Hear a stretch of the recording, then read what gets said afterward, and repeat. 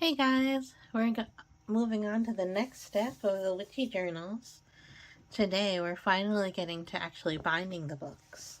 The last step that we did was putting the hardware, like these little book corners on the side. Before that was doing the inside covers, and what we did before that was making the signatures up of all the papers. So now we have basically everything that we need to bind the books. Some different tools that you might need and different materials. So the first step is to collect your materials.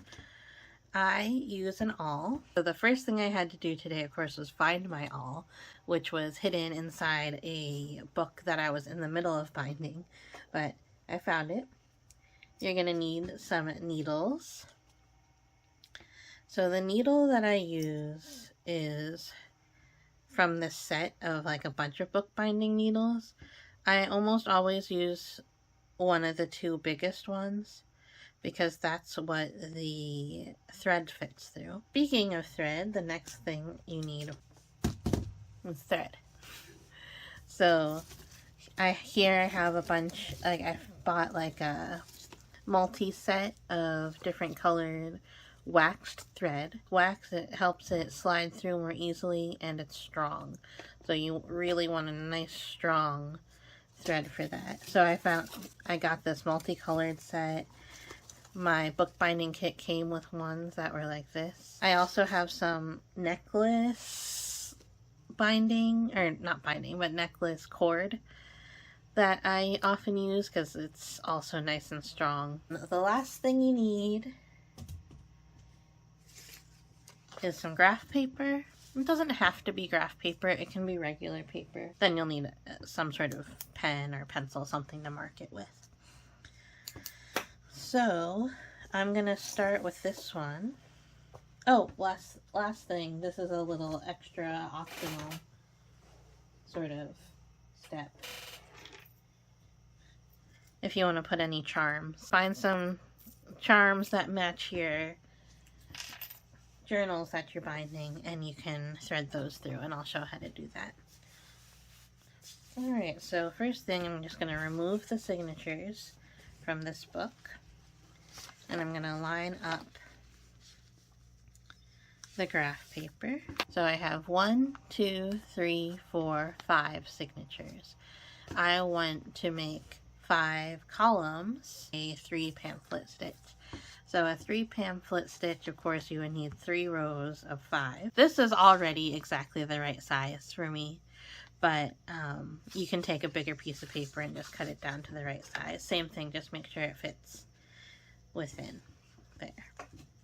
Alright, so I like to fold this in half, even though I have the graph paper on there.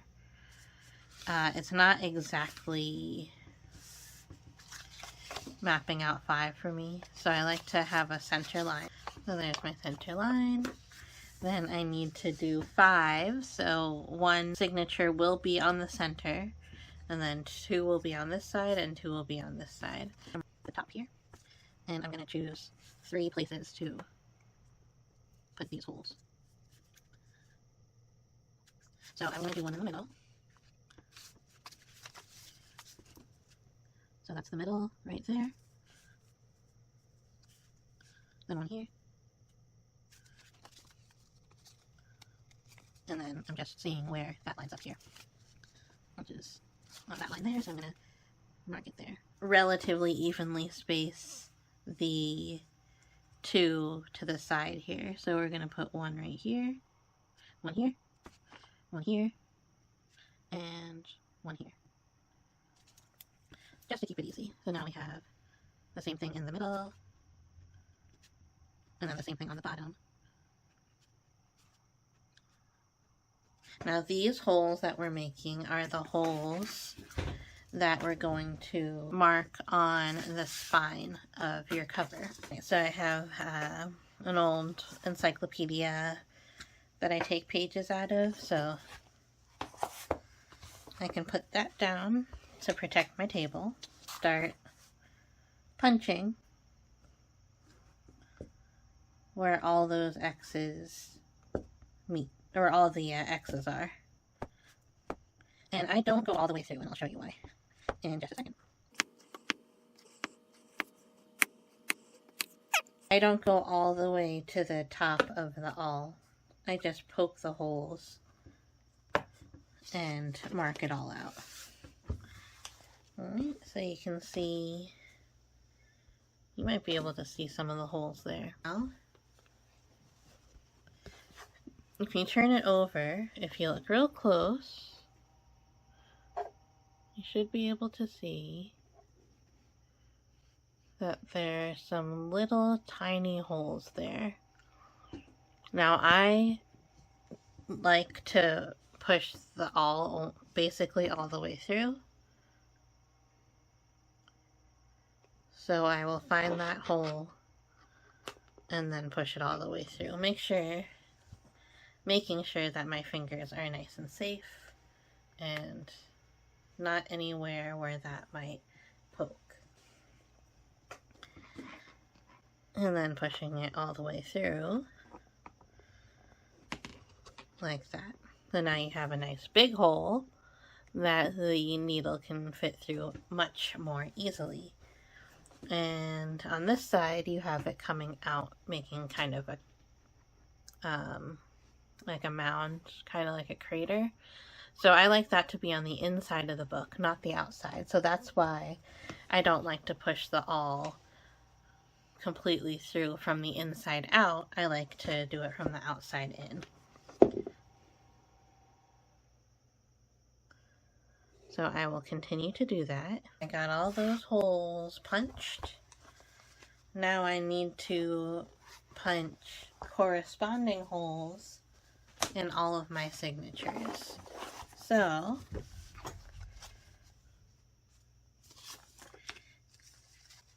the template that you made will correspond to them, to the holes. So you can just use the middle one that you already made the middle fold for, and you can use those markings to poke through.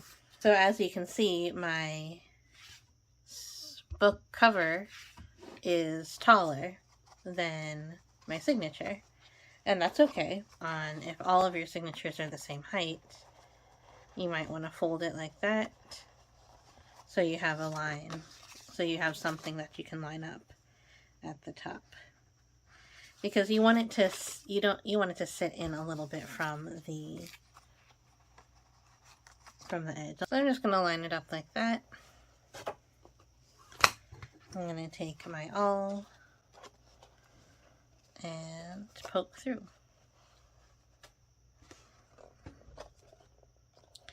This one is the easiest one. Just like that, and then if you need to, you can poke through more. Now with the actual signatures that have a bunch of pages, you just want to make sure everything is lined up nice. So sometimes you have some pages that are half pages. Those obviously don't have to go all the way down to the bottom, but you do want to make sure that everything is fitting nice and together, and all of the papers have the fold in the same place. Find the center of your signature, make sure everything's lined up, make sure all of the middle of the pages are lying nicely on top of each other and they're nestled in, and then nestle template in the same way. So as you can see, my pages, they're all different heights. So not all of the, like if I went through and I punched every single page, all of the holes would be in different places. So you want to make sure that they're lined up the way you want to read it. So like for example, this, if you want this to be more towards the bottom or more towards the top, you gotta settle it to the right place before you start punching. Then this one doesn't reach the top or the bottom, so I'm going to kind of put it in the center. The benefit of keeping things centered as much as possible is you're going to be most likely to have the thread go through it. if I pushed this down to the bottom, you could see that it would completely miss this hole, which wouldn't be terrible. It would still stitch it together, but it's nice and it helps keep it nice and tight if you have the holes go through, especially the center of the signature. All right, so let's do this. Poke, poke, and poke. So this is, in my opinion, the most difficult part of making journals, the actual binding, because there are some things that can go a little wrong. It's the most dangerous because you can poke yourself, and then also there's just a little bit of thinking that you have to do, but it doesn't take that long, and it's fun, and it's a skill that not a lot of people have. Alright, so I'm going to go ahead and punch the rest of these. Actually, I'm going to go ahead and choose a color to go with this. So I have a bunch of different options. Like I said, I had some different colors to choose from. So I kind of hold up the thread in a single line to see if I like it. I like this quite a bit. It kind of blends in, and it's just another kind of pop of color. Not pop of color because it's like almost muted. So I think I'm going to do this one on. I'm about to do my last punch, but before I do that, I want to make sure I have my thread ready. Let me open this up. I need, so another tool that you need that I didn't say in the beginning is you need scissors, because you're going to need to cut these. So this thread, if you see here, it's going to go from the middle. It's going to go around the top and then basically around the back and then to the middle again. So it's basically 2 times the height, but then you want some to be able to tie it in the center. So to be on the safe side, I like to do 3 or 2.5 times the height of my book. So there's 1, there's 2, and there's 2.5. So I'm going to need 5 of those. I have my 5, and then I'm going to get my needle out. It's the first time I bound a book. I kept on losing my needle, so I do not put my needle down unless it is in its container or it is attached to a string. Before I set it down, I put the thread through, like that. And then, when I do the final punch, I keep the awl in there. That keeps this signature together for me. That's my last signature. So you want to just keep your wits about you. It all makes sense, but just sometimes it's easy to be putting things in the wrong holes or put things in upside down. So just pay attention. So to help me line that up, I'm going to take my awl and put it through that hole like that. And move this aside. And then I'm going to take my needle and put it through the center. I'm going to put it all the way through my signatures and then make sure it's going through the final column, the last column. Like that. Then pull it all the way through. Keep this tail coming out through the middle. Then you go down to the bottom, or down to whichever your hole your awl isn't in, and you go up through the signature. Now sometimes it's lucky and you can slip just all the way through the signature and your needle just pokes out. Or sometimes you find yourself doing basically one at a time to get back through the signature. So pull that through. And now the awl's going all the way through here.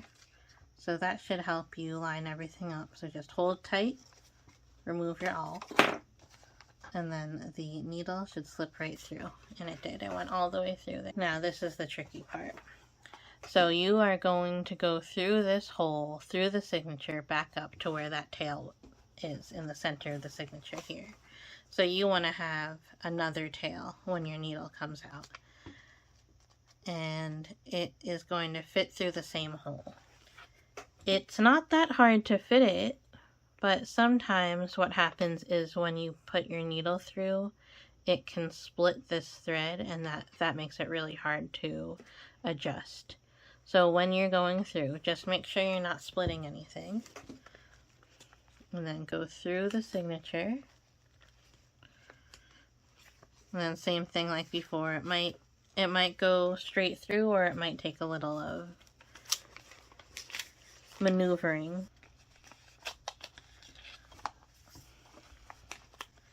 And then it's like that. And I don't think I split the thread.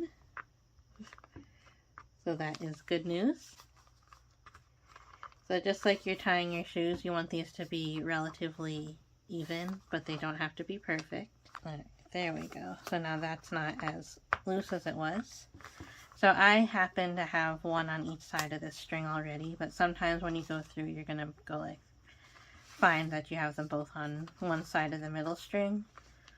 So just maneuver one back over. You might benefit from using the needle there.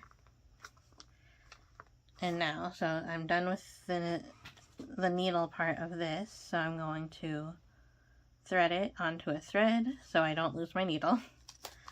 And then here, so you have one end of the string in this hand, one in this hand, and then the center in the center. So you just tie a knot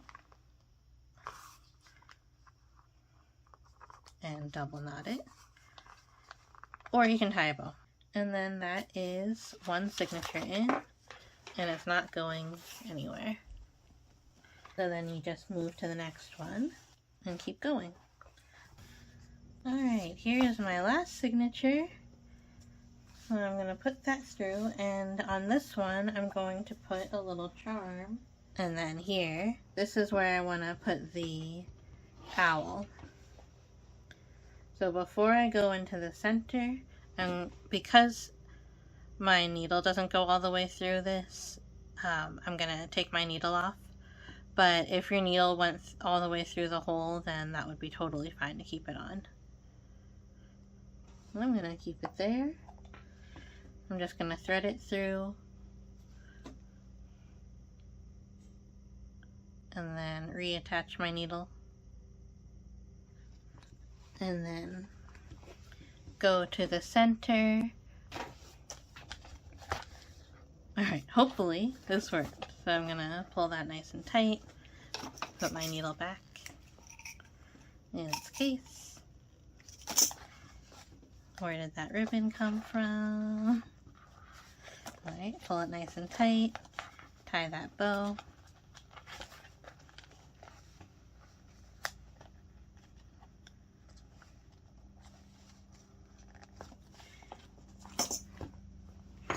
Now, so you can see the binding on the outside, and you can attach that little charm. If you were to want the charm to be detachable, you can just add a lobster clasp with some jump rings.